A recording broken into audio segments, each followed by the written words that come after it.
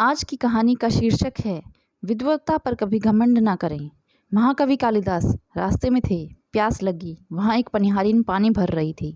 कालिदास बोले, माते पानी पिला दीजिए, बड़ा पुण्य होगा। पनिहारिन बोली, बेटा मैं तुम्हें नहीं जानती, अपना परिचय दो, मैं पानी पिला दूंगी। कालिदास ने कहा, मैं मेहमान हूँ, कृपया पानी पिला दें।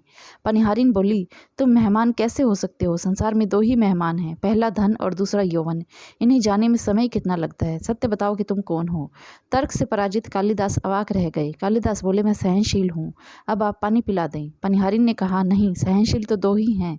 पहली धरती जो पापी पुण्यात्मा सबका बोझ सहती है, उसकी छाती चीर कर बीज बो देने से भी अनाज के भंडार देती है। दूसरे पेड़ जिनको पत्थर मारो फिर भी मीठे फल देते हैं।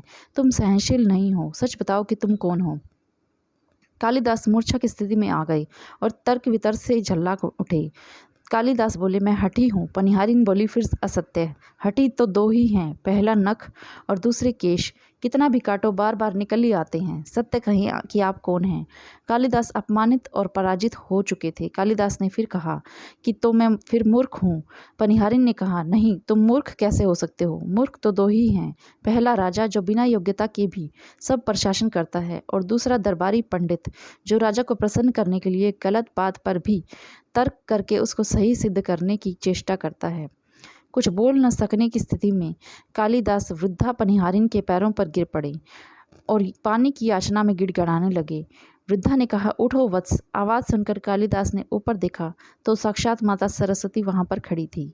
कालिदास पुनः नतमस्तक हो गए। माँ ने कहा, शिक्षा से ज्ञान आता है, न कि अहंकार। तूने शिक्षा के बल पर प्राप्त मान और प्रतिष्ठा को ही अपनी उपलब्धि मान लिया और अहंकार कर बैठी, इसलिए मुझे तुम्हारे चक्षु खोलने के लिए ये स्वांग करना पड़ा। कालिदास को अपनी गलती समझ में आ गई थी और भर पेट पानी पीकर वे आगे चल पड़े।